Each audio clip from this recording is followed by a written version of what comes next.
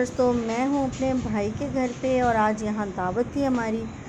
तो हम यहाँ पहुँच गए और बस खाने लगने ही वाला था। और गोश्त खा खा के भी बिल जो है वो, आपको पता है इतना भी गोश्त खा ले तो बंदा तंग ही हो जाता। तो हमने कह दिया था कि भाई इतना ज़्यादा जो है ना वो ये गोश्त वाली आइटम ज़रा ना बनाएं। तो बहरहाल बड़ा मज़ेदार खाना था, हमने खाना एंजॉय किया, थोड़ी देर बैठे गपशप की। घर काफ़ी दूर है तो हमने सोचा कि बस जल्दी जाके जल्दी घर आएँ। तो बस वहाँ बैठे मिले और बड़ा अच्छा लगता है घर वालों के साथ कभी कभार मिलना और सबके साथ फिर पुरानी बातें करना, सब घर वालों को याद करना, पुरानी बातें याद कर कर के खुश होते रहना।